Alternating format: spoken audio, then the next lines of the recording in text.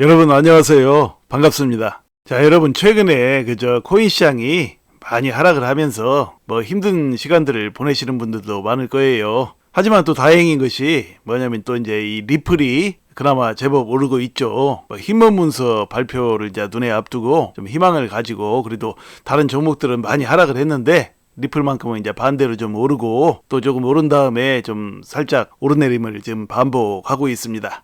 다행히 투자자분들은 리플을 가지고 계신 분들이 그래도 많이 계시죠. 리플의 비중들이 다른 종목들보다 좀 커요. 물론 안 그런 분들도 계시겠지만요. 자, 그러면 이제 우리 리플에 투자하시는 분들이 리플로 인생을 바꿀 만한 큰 수익을 거둘 수도 있는 이런 중요한 순간에서 지금 뭔가 수상한 조짐이 감지되는 그런 상황들과 또 그로 인해서 이제 리플 투자자들이 조심해야 될 점들, 이제 그것에 대해서 알아보도록 하겠습니다. 자, 보시죠.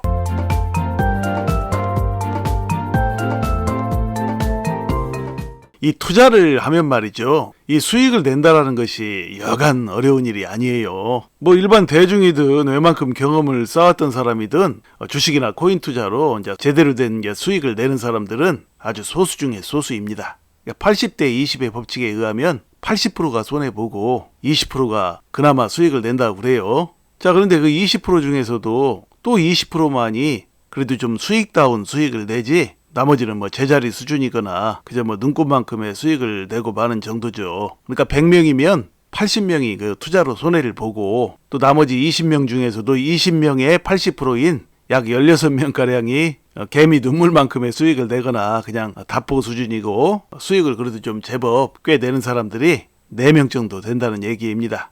거의 정확해요. 그러니까 투자 초보자고 경험을 좀 많이 쌓은 사람이고 예외 없이 그런 식으로 이제 돌아갑니다. 이 경험을 많이 쌓은 사람들, 10년, 20년 이상씩 쌓은 사람들은 그래도 돈을 좀 많이 벌어야 하지 않을까요? 그러나 이 투자의 세계에서는 그렇지가 않아요. 일반적인 경우를 보면 어느 분야에서나 약 그 분야에 10년 이상 종사를 하잖아요? 그럼 이제 그 분야에 어느 정도 달인이 돼요. 옛날에 TV를 보니까 TV에서 어떤 만두집 주인이에요. 근데 그 만두집 주인이 그 만두에 그 밀가루 반죽을 자르는데 칼로 자르는 게 아니고 손바닥 손 모서리 있죠. 모서리로 막 딱딱딱딱 자르는 걸 그걸 TV에서 제가 봤어요. 놀라운 일이죠. 어떻게 그게 손 모서리로 잘립니까? 그 사람이 이제 10몇 년간을 했다고 그래요. 그 만두집을. 그러면서 이제 손 모서리로 자르는 그런 이제 노하우를 터득한 것이죠. 자, 어떤 분야든 그렇게 한 분야에 오래 종사를 하면 그런 일들이 일어난다고 합니다. 그런데 말이죠. 이 투자의 세계에서는 그게 그렇게 되지를 않아요. 투자의 세계에서는요. 10년, 20년 경험한 것 같고 어림도 없습니다. 오랜 세월을 경험만 했다고 해서 투자로서는 그 돈을 벌 수 있는 게 아니라는 얘기예요. 오랜 세월을 경험하고도 추가적으로 깨달아야 되는 거예요. 그러니까 오랜 세월 경험하는 것은 투자 성공의 필요 조건이고 진정으로 이 수익을 낼 수 있는 그 충분 조건은 바로 상대방의 계략에 당하지 않는 것이라는 얘기입니다. 일전에도 여러 번 제가 말씀을 드렸죠. 그 세계의 메이저들의 그 계략과 술수 말이죠. 자, 바로 그것에 넘어가지 말아야 투자로 돈을 벌 수가 있습니다. 그러니까 오랜 세월을 경험하지 않았어도 그러니까 초보자들이라고 할지라도 그 메이저들의 속임수에만 넘어가지 않으면 돈을 벌 수가 있어요. 근데 중요한 것은 투자의 세월을 많이 경험하지 않으면 그 메이저들의 계략이며 술수며 그런 것들이 눈에 전혀 보이지 않는다는 얘기죠. 자, 그런 것이 이제 눈에 보이려면 어떻게 해야 될까요? 결국은 세월을 보내면서 그 세월 속에서 많은 돈을 잃고 경험을 쌓아야만 한다면 그 너무나 가혹하지 않겠습니까? 자, 이런 것에 흔들리지 않으려면 투자에 오랜 경험을 쌓아야 되는데 이제 그런 경험을 아직 쌓지 않았다면 좋은 방법이 한 가지가 있죠. 그런 경험을 아주 오래 쌓은 사람과 이제 보조를 맞춰서 같이 나아가면 되는 것입니다. 그러니까 제가 제 자랑을 하려고 하는 게 아니라 제가 그런 30년 이상의 세월을 투자를 하면서 제가 그런 부분들을 이제 예리하게 다 깨달았던 부분들 그런 것들을 이제 이렇게 방송을 지속적으로 해드리고 있으니까 그 방송을 잘 참고하시면 여러분의 투자에 적지 않은 도움이 되리라고 저는 봅니다.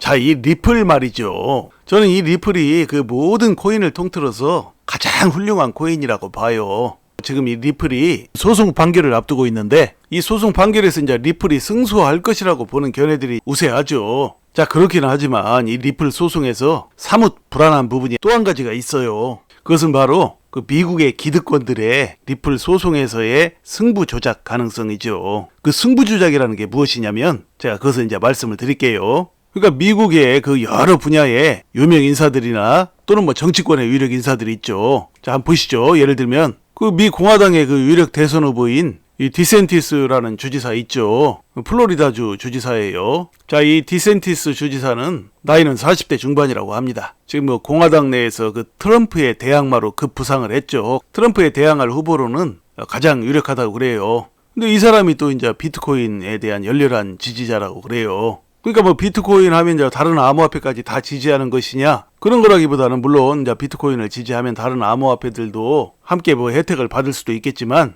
이제 이 사람이 말하는 것은 이제 비트코인이에요. 그러니까 암호화폐 전체에 그 초점이 맞춰져 있는 것이 아니라 그 비트코인에 무게가 실려 있다는 얘기죠. 그래서 이 사람은 이제 플로리다주의 세금을 그 비트코인으로 낼 수 있도록 추진도 했대요. 그리고 또 뭐 이제 그 중앙은행 디지털 통화 있죠. CBDC. 그것을 개인의 자유를 억압한다라는 그런 이유로 그 플로리다 내에서는 사용을 금지했다고 합니다. 그러니까 이것은 비트코인 쪽에 더 무게를 실어주기 위한 포석인 것이죠. 자, 그리고 또 보죠. 또 보면 공화당의 대선 후보 있죠. 이 사람 이제 로버트 케네디 주니어예요. 근데 이 사람도 역시 그 비트코인 열렬 지지자죠. 그러니까 미국을 비트코인과 암호화폐의 글로벌 허브로 만들겠다. 그렇게 해서 이제 비트코인은 물론이고 암호화폐까지도 함께 언급을 했어요. 자, 그런데 중요한 것은 이 사람은 그런 말도 했어요. 또 비트코인과 다른 암호화폐는 분리된 것이라고도 또 말을 했어요. 그러니까 뭐 의회 의원들이 비트코인을 지지해야 한다고 또 설명도 했다고 그래요. 그러니까 뭐 이 사람은 뭐 암호화폐 전체에도 이제 우호적인 입장을 가졌겠지만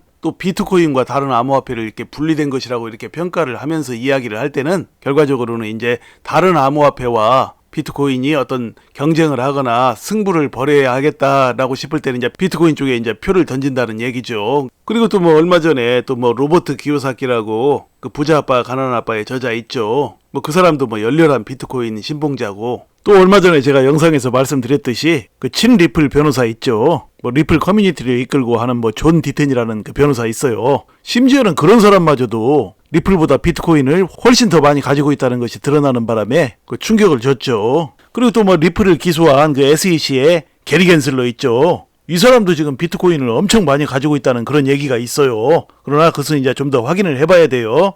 게리 겐슬러가 이제 그런 상태에서 비트코인 하나만 증권이 아니고 리플을 포함해서 다른 모든 것은 다 증권이라고 했으면 그야말로 탄핵감이죠. 우리나라로 말하면 그 이해충돌 방지법 같은 거에 이제 걸리죠. 그 외에 뭐 미국 내는 물론이고 전 세계의 뭐 유력 인사들과 뭐 기득권 인사들은 하나같이 다 이제 비트코인 지지자들이에요. 그러니까 비트코인만 보이고 다른 이제 암호화폐는 잘 눈에 보이지 않는 거예요. 자, 이런 부분들이 이제 걱정이 된다는 얘기죠. 자, 이렇게 이제 세계의 그 기득권 세력들이 비트코인에 이제 깜빡 죽고 있는 이유는 다른 게 없어요. 그냥 막연히 비트코인이 제일 비싸고 맨 먼저 탄생해서 이제 지명도도 있고 또 뭐 탈중앙화가 되어서 뭐 그런 부분에서 더 안전하다 이렇게 이제 막연히 생각을 하는 것이죠. 뭐 기능 이런 거 보고 이 사람들이 비트코인을 얘기하는 게 아니에요. 이 사람들은 뭐 비트코인에 어떤 기능이 있는지 어쩐지도 몰라요, 대부분. 그러니까 암호화폐에 대해서 제대로 모른다는 얘기예요. 기득권 인사들은요, 그냥 돈 많고 어딘가에 투자는 해야겠고, 그러니까 이제 앞으로의 대세는 이제 암호화폐가 될 수도 있다라는 생각에서 그 중에 최고인 비트코인을 옹호하고 지지하고 그런다는 얘기죠. 자, 이런 분위기로 이제 미국의 유력 인사들의 그 선호도와 기호가 흘러가게 될 때 이것이 이제 리플에게 어떤 영향을 미칠 것인지를 우리는 이제 생각을 해봐야죠. 더구나 비트코인을 이미 많이 가지고 있는 미국의 유력 인사들은 이 리플과 SEC와의 소송에서 리플이 패소한다고 해도 뭐 나쁠 게 없죠. 아니, 나쁠 게 없는 것이 아니라 오히려 엄청난 반사 효과를 누릴 수 있죠. 그러니 미국의 정치, 사회, 경제, 문화 그 모든 분야들을 다 아우르고 있는 그 기득권 인사들을 배경에 두고 있는 미국 정부와 SEC는 물론이고 그 소송 담당 판사마저도 어떤 방향으로 이제 마음이 흔들릴지 뭐 그런 것을 이제 한번 생각해봐야 한다는 얘기입니다. 그러나 일전에도 제가 강의에서 말씀드렸듯이 결국은 가장 중요한 것은 내년 11월에 있는 그 미국 대선이죠. 그 미국 대통령들은 대부분 이제 연임을 하죠. 미국 대통령들에게 있어서 그 연임을 하지 못한다라는 것은 개인적으로 다소 좀 수치스러운 그런 일이라고 그래요. 자, 그래서 저의 결론은 이제 뭐 여러 우려사항들이 있기는 하지만 결국 이제 대선을 앞두고 있는 바이든 정부가 리플을 패소하도록 만들기가 쉽지 않다라는 얘기죠. 그러니까 만일 리플이 패소하게 되면 바이든 정부의 내년 대선 승리도 어쩌면 거의 물 건너가지 않을까 하는 것이 저의 관점입니다. 자, 그러므로 이제 앞에서 말씀드린 그 미국 유력 인사들이 비트코인을 지지하는 부분들이요. 자, 이런 부분들은 그냥 투자에 참고하시는 차원으로 그렇게 알고 계시면 앞으로 여러분께서 리플 투자로 좋은 수익을 내는데 도움이 될 것이라고 생각합니다. 부디 리플은 물론이고 기타 많은 코인들에 투자하고 계시는 수많은 시청자 여러분, 언제나 지혜로운 투자로 앞으로도 여러분의 인생을 바꿀 만한 큰 수익들을 거두시기를 간절히 소망합니다. 자, 이야기를 마칩니다. 여러분 시청해 주셔서 감사드리고요. 항상 건강하시고 행복하세요. 감사합니다.